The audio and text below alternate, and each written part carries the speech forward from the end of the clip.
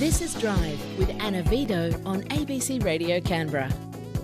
On ABC Radio Canberra this afternoon, we know, a very talented artistic community in this part of the world, making really everything it's possible to make, including graphic novels and comics. Now, if you conjure an image of a comic in your mind, chances are, I don't want to assume anything much, but chances are there's some kind of superhero involved. We tend to associate comics with fiction, with fantastical stories. But what about non-fiction? Why not use the medium to tell true stories too? In fact, that is the specialty of Canberra artist Stuart McMillen, who is currently working, among many things, through the final instalment of his non-fiction comic about the last town in North America to get television. Stuart, hello, how are you? Hey Anna, thanks for having me. This is very exciting, and congratulations on the grant that you've just won from the ACT government to help you finish this project. Thank you, yeah. So this is a project I've been working on from my own initiative for a number of years. I don't even want to think how far back it's been that I've been working on this, but I was rewarded with an Australia Council grant earlier in the year to continue this work. And then today the announcement is that artsACT has actually given me a subsequent grant to fund, hopefully, the final chapter of this story. The Town Without Television. That's right. What a fascinating story. How did you stumble across the fact that there was a story to the last town in North America to get TV? The long story short is I'm an avid reader of non-fiction books, and there was a particular book that was popular in the early 2000s called Bowling Alone, which is about the decline of social participation in North America, but also applicable to most of the rest of the world. And the author, Robert Putnam, actually included this as a very juicy anecdote in the middle of his book about a town that the story is most of the rest of North America got television all at once in the 1950s. And this particular town in the Canadian Rockies was a sizable community that just happened to be surrounded by a mountain range that prevented the signals from getting in. It was a town, interestingly, from a scientific perspective, that was identical in so many demographic ways to other towns in the country. And my researcher, who I'm following in this comic, actually heard that they're about to build a broadcasting tower next to the town. And she realized, well, this is a perfect way to do a natural experiment to see the before and after impact of television on the community. So she rushed in 1971 and did the first lot of experiments, and then came back in 2 years later and did the second lot of experiments to sort of see how both the individual mindset and attitudes of the townsfolk were either different or similar beforehand, and also the way that the community interactions and sports participation and that sort of thing changed after TV came to town. Now, of course, we want people to go and read The Town Without Television, but I wonder if you can give us some of the highlights maybe. I mean, what did you find? Yeah, well, if anyone is listening to this and did want to have a look, I've actually published the first 2 chapters at townwithouttelevision.com, so you can read along at home. But yeah, so there were 2 main streams of work that she was looking at. The first was about anything to do with the individual, so particularly the reading ability of children, the creativity of children, the creativity of adults, and some of those mental things. In general, she found that the town was above average before television came in compared to the rest of Canada. So the kids were reading at a much higher level before television came in. They had better creativity scores. They were sort of persevering for longer on all these. Basically, the researchers in one experiment were giving the kids these unsolvable problems, and so therefore the purpose of that experiment was not to see whether the person would solve the experiment or not. It was how much they would persevere and try and solve it.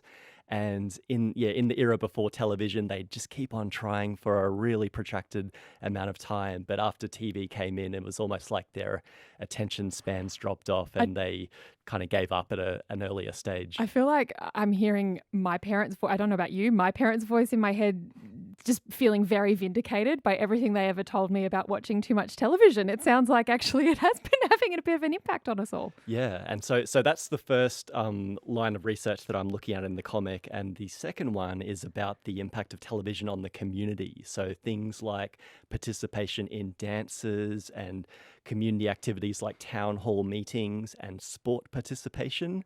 And the way that they were doing this research, they were comparing this one town that they dubbed No-Tel because it didn't have TV against another community that had one TV channel called Unitel. That was the nickname that they gave it. And then another town that had 4 channels, which they called Multitel.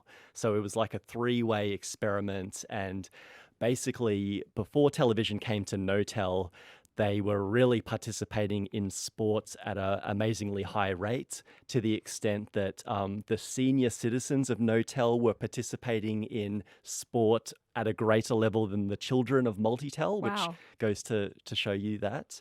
And then once again, television was just the leveler. When it came in, it just dropped the participation to a level either at the Canadian average or even below the Canadian average. What a fascinating story. You're listening to Stuart McMillen. He's a Canberra comic artist of The Town Without Television, which you can see online, townwithouttelevision.com. He's just picked up an ACT government grant to finish this work.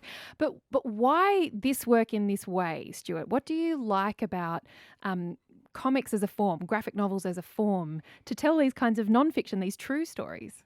I just love comics as a medium because it's the combination of words and images that allow me as a storyteller to tell this story in a very concise way. It's a very economical way of storytelling for the reading experience, because instead of sprawling out hundreds of these black little alphabetic squiggles that we call letters and words on the page, I can have the artwork of my comics do a lot of the work. And in case anyone's listening to this and they're trying to imagine my drawing style, it's not as cartoony as a Walt Disney or a Garfield comic. It's drawn in a relatively realistic way, although maybe a little bit like a Tintin comic, I suppose, in terms of simplistic. And also using sort of black and white and colour in quite interesting ways in these comics too, both in when you're choosing to use them and when you're choosing not to. Yeah, so I'm literally a self-taught artist, so I am coming from a black and white tradition, and then at one stage I thought, hey, let's Why put a not? little pop of color here and there, and I'm still largely steeped in that monochrome black and white tradition, but yeah, choosing to have pops of color, whether it's the Canadian flag in this comic, or I've got the orange broadcasting beams emanating from the broadcasting tower to sort of signal The signal. the introduction. Yeah, signal the signal. Yeah.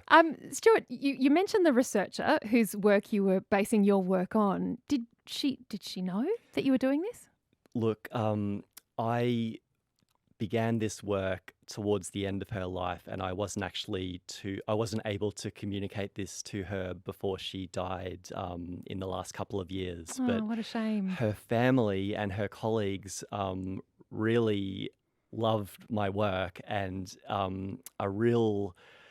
a very flattering thing that they did when she died. Her name was Professor Tanis Macbeth from the University of British Columbia, and when she unfortunately died, in the obituary that they put in the newspaper, one of the final lines was, Tanis Macbeth's work is now being chronicled by comics artist Stuart McMillen from Australia, some random guy from the other side of the world. And they said, in lieu of flowers when she died, please make a contribution to Stuart's crowdfunding campaign. And I've had, I think it's $7,000 or $8,000 of donations from readers who have donated in her memory to allow me the time to do this project. Because as you probably can imagine, Anna, Yeah. I've chosen one of the most labor-intensive mediums to work in. At one stage, because I've done over 1,000 hours of work on this comic so far, and I'm only probably 2/5 of the way through the project. And at one stage, I estimated that for every second that a reader spends looking at my comic, I've spent an hour doing the work. So 10 seconds of reading my work is 10 hours of me in the studio. I'm based intensive. at the Gorman Arts Centre in Braddon. So Very intensive. What was the reaction of her family when they've seen your work? they They loved it, yeah. So it's almost 50 years since she was doing this work in the first place, and I think it's just they find it so special that it is living on. Not only, it may be expected that this scientific work might live on in a particular field of scientific research, but Sit on a library shelf somewhere. yeah, I'm really trying to make this an accessible comic that's it's existing in online format at the moment. I'm hoping it'll be on the bookshelves a bit further down the track, and it's just a perfect it's a perfect experiment to have done in the first place, and it's a perfect untapped example for me to turn into a nonfiction comic like this. It's so interesting and it's beautiful, I have to say as well. So go and check it out. You can find it townwithouttelevision.com, the Town Without Television, and its artist, Stuart McMillen, talking to us about it this afternoon. Stuart, thank you so much for coming in to talk to us about it. You're welcome, Anna. Thank you.